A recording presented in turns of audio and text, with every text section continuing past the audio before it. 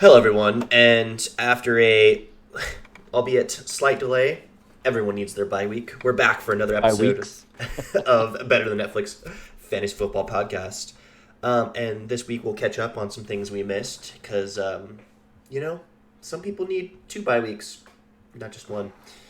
And speaking of bye weeks, it's been bye week or hell week, depending on what your team consists of, which has been just awful for Casey. And Casey is not on this week's winners chart, heading that department's wonderful, the man, the myth, the legend, the man on the 5-game winning streak, Uno Master Travis, with a whopping 133 points.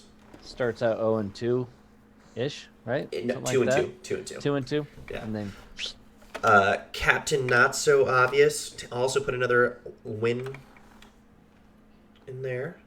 As you can see, the third highest point, I kind of just put a name there, just like it's a blank line. We'll just skip him. Saved by the Bell also had a win this week, kind of putting him back into a safer playoffs pitcher, which we'll get into a little bit later. I wouldn't call anything safe at this point. Yeah. Bench warmers also winning, and I have surpassed and pulled myself off of the bottom of the rankings here. With the Deuce win in 3 weeks. 2 and 7. Okay. No one. Actually, technically, Casey has the same record as me, but I've actually. Right. I think my other win came from Casey, so Ooh. that puts me right above Hence him. the tiebreaker adjustment there. Yeah. On a 5-game losing streak for Casey. I feel like this is last year all over again. And Casey's been making some moves. It's not like Yeah. he's. I think last year he kind of stopped trying a little bit. He's like, fuck this, and this, he's 100%. He's rolling. Yeah, try and get after freaking Antonio Brown. There's another like dark horse pick that he got that I was like, damn, he's been like watching like Adam Schefter's Twitter, like, jeez. Did he pick up Fournette? He picked up. Okay, so Shelby dropped Bell, and I think the moment Bell hit the Oh, it waiver was wire, Bell. he picked up That's Bell. what it was. That's right. Yeah. Because Bell got dropped from the Jets, and he picked him up as a what if. Yeah. And rocking and rolling. But yeah, to your point, Casey is actually making things happen. Derek at the top, Una Masters at 7-2 in second with the 5-game win streak, as you say. Bench warmers, not a huge surprise to see you, Logan up there. And then a pretty big string in the mid pack. Captain Not So Obvious leading everybody at 5-4. Pope Without a Hat 5-4. Saved by Odell 5-4. And then 3, 4, and 5s with Justin, Steelers fan, and then obviously myself. I always seem to get knocked to the bottom. Good for the waiver wire, which hasn't done a damn thing for me this season.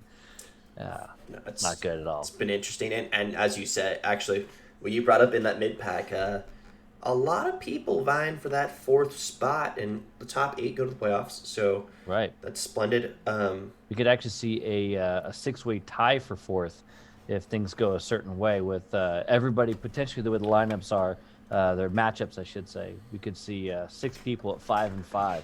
So with only 4 games to play, 3 after this week, every game's going to count. Every matchup will count. Just to I'm not in that same picture. I cannot be 5-5, nor can I be 4-5. I've already lost 7 games, so I'm not in that picture. Right, but what's interesting about that too, and this is why I almost wrote that I think that you guys might be out, but the way things are going, last year, if you remember, 6-7 got you to the Super Bowl, so it got you into the playoffs, and I think it was Justin that was 6-7 and went to the Super Bowl. So.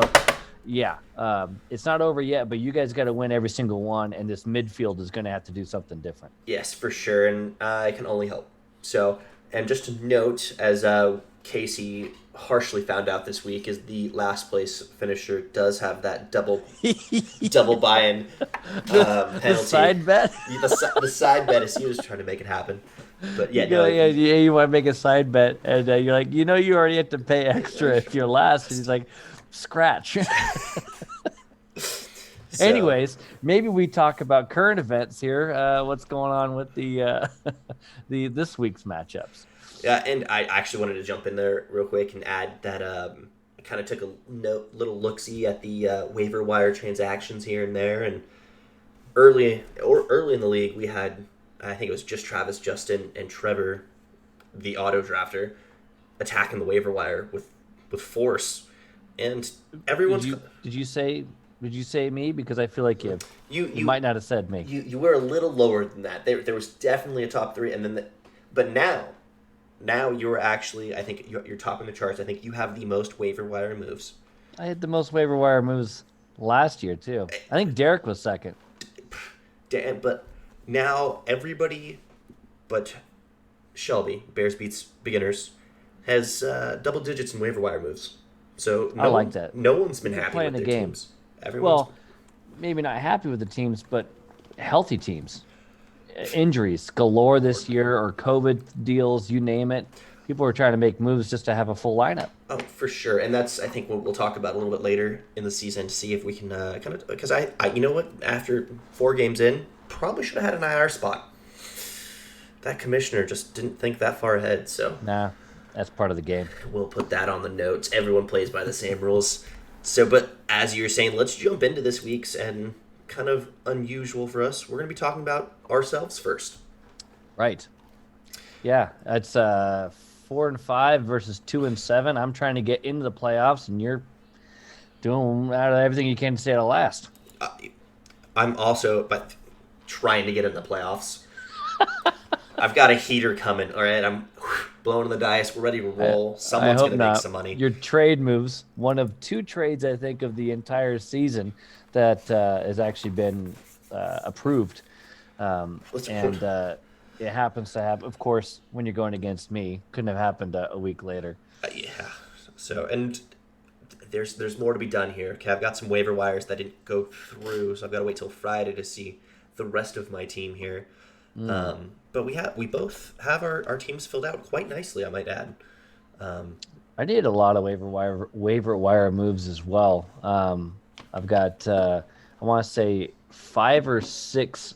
You talk about everybody's in the double digits. I think I had 5 or 6 this week. Maybe 5 or 6 last week too. But yeah, I mean, you talk about matchups and who's projected to win, who's projected to lose, and there's actually some close matchups. Ours is close, but there's a lot of asterisks, a lot of questionables. If you look at your end, quarterback questionable, next 2 running backs questionable, wide receiver questionable.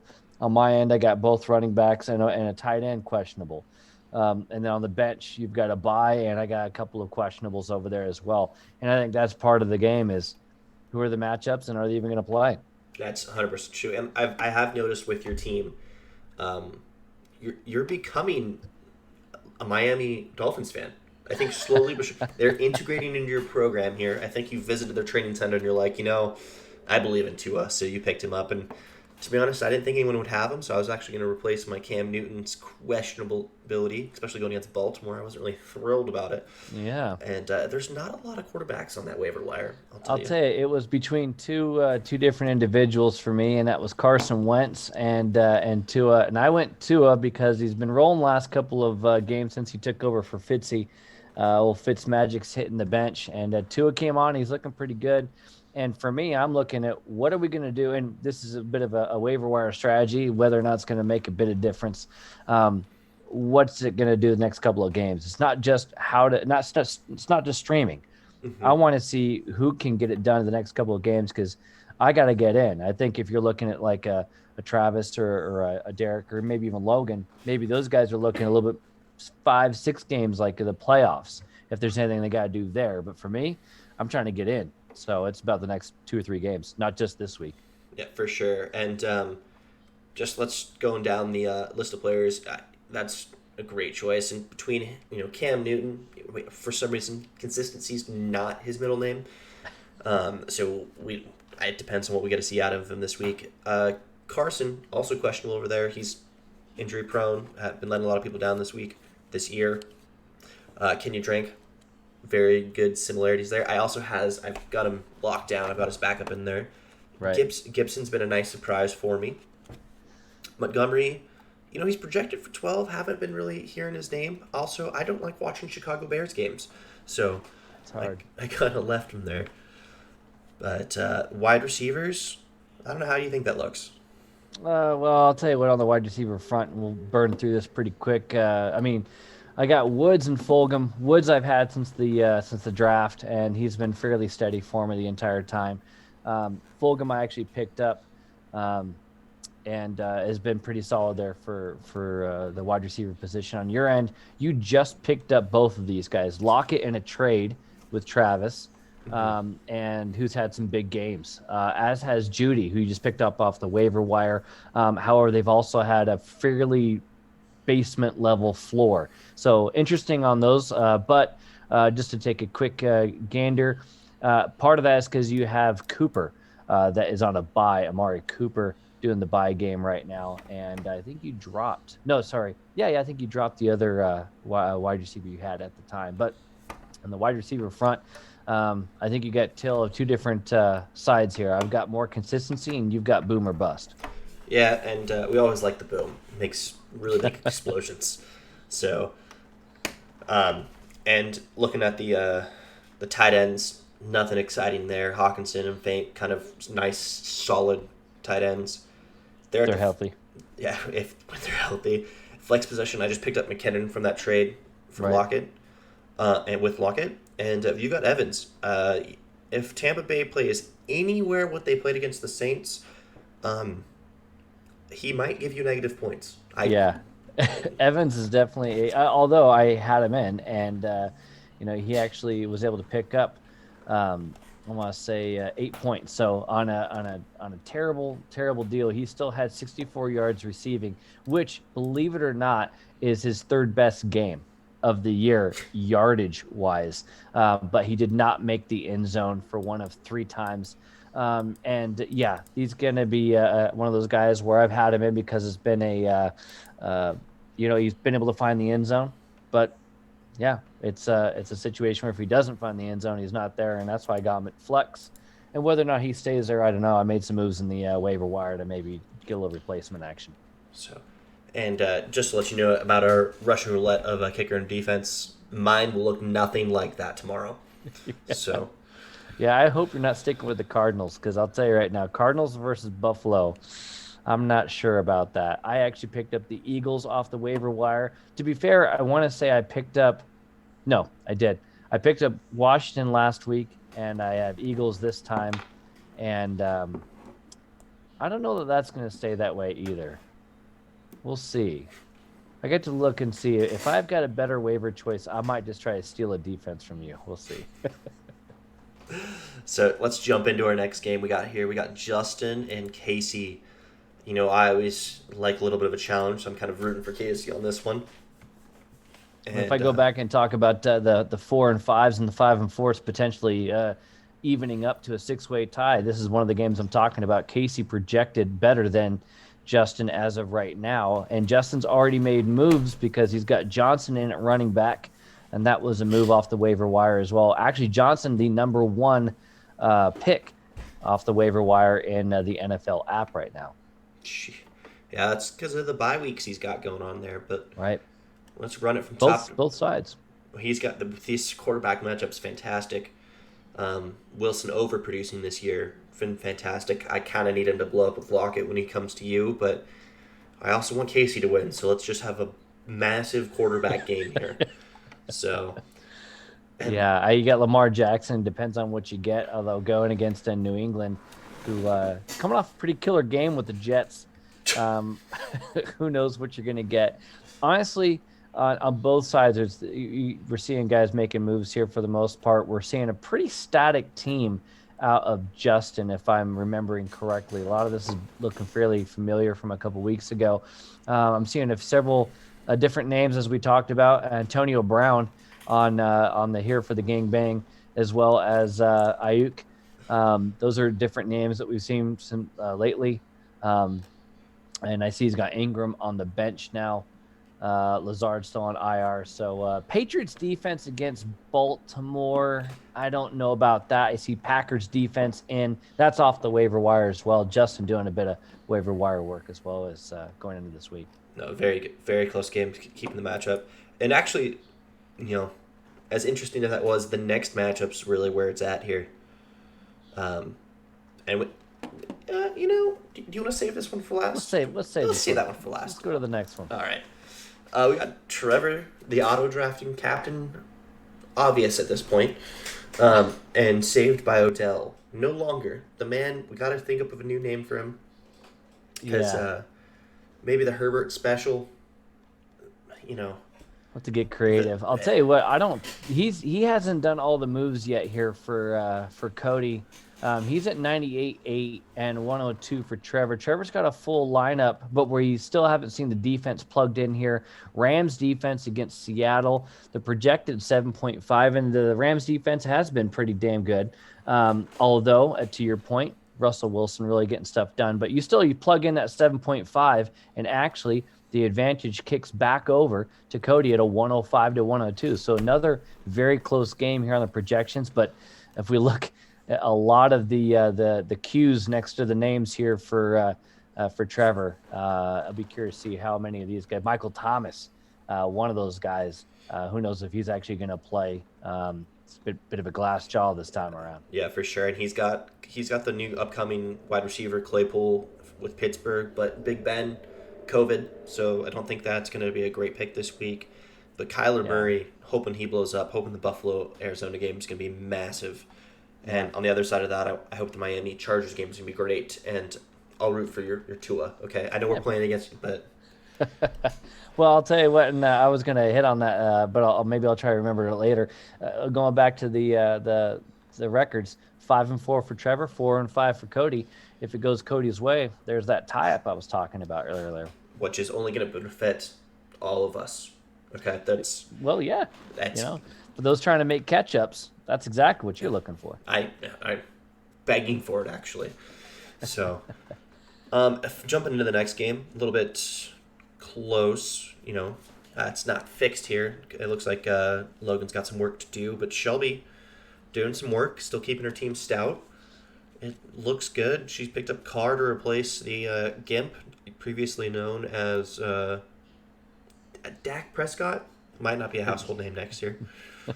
I really hope he has his road recovery is awesome and he kills it. But what's interesting is that if you look at for Shelby to be 3-6 is kind of a crime for some of the people on her team. And I mean Kamara, and then Jones, who obviously hasn't been playing the entire time, but Golladay. These are people who should be putting up big numbers, and for her to be 3-6 is kind of just it's nuts. No, and on the other side of that, it's not like you're absolutely right. That's previous weeks, but this week in particular, it's not like Logan's got strong numbers. He's got Aaron Rodgers, and if he doesn't blow up, he typically loses. I think, his 3 losses are when Aaron Rodgers doesn't save his team. So, I think and going to the bench, it's not like there's a lot of love here. You got Parker and Murray sitting on the bench. Parker's solid, and he'll probably plug him in instead of Chark, is my guess, especially with the woes at the QB position for Jacksonville. Yeah. But I think you're 100% right. It's Rodgers on this team that really make things happen. And again, there's got to be a kicker plugged in here for bench warmers. That's going to get him a little bit closer, but a projection of only 99. He makes a couple little switches. This is another very, very close game, and we could see Shelby click off one and then have it go 4-6 and 6-4 at the end of this thing. Really puts her back in the playoff picture. Absolutely. So, and the lovely Steelers fan 69 versus Pope without a hat. This once again, you're absolutely right. 4-5 and 5-4. Taylor needs to pull this out, and looking at their squads, he can. There's this possibility this game's real close. It's within 0.7. I'm sorry, 0.69. No, 0.59. No, point. You're either one. 1 point. Sorry, one more time. 0.61. Okay. Yeah. So it's close. Hold on. Let me just get a calculator. I need to While he's figuring that out, friends, let's also take a look at maybe what the defense is like, and that's where the Steelers defense for the Pope. That's definitely an advantage. I thought you might come up with like boobies or something like that. And then you have 49ers on the other side against New Orleans. It depends on what 49ers actually decide to play, but if you're going off projections, that's not the direction to go. So I think that we could even see Taylor go to the waiver wire here on the defensive game. How about the rest of this lineup? I 100% agree with you. If he jumps on that, and Pope's got his beloved Steelers just to take that away from him. The rest of the lineup, it's dude. He's got boom players. He's got Devontae Adams, basically Aaron Rodgers' number one receiver, his only receiver most of the time. DK Metcalf, the man's a beast. They're calling him Megatron 2.0, which is incorrect by any means. The dude hasn't, but his wide receivers are super stout. Josh Allen's been hucking the ball around, and I think in a high-scoring game against Arizona, really makes the 22 projected look pretty accurate. Suffering a little bit at the running back position, but still Melvin Gordon, not terrible. On the other side of the ball, we've got the number one running back in the league, Cook. And he's weak at the wide receiver position. He's got 3 wideouts, but nothing. I don't think one of them compares to, DJ Moore out of Carolina. I think should outperform. If you take a quick back and forth on these things, it's really highs and lows in a few different spots. As you say, Cook up there 1840 for his projection there at the running back position, but then Singletary. You know what I'm seeing here, bud, is a lot of, if you guys pay attention to the sit or starts, there's a lot of sits on both sides of the ball here, or both sides of the matchup. Melvin Gordon was a sit. Singletary was a sit. I want to say Gesicki's a sit. I think Fells is a sit. Yeah, I mean, there's some interesting stuff here. I'll be curious to see if this stays this way or if these guys go to the waiver wire. It's close right now, but yeah, this thing could change here in the next few days, especially as the projections update over the week. Yeah, for sure. With how slow NFL does it, that's probably the weak spot in their app.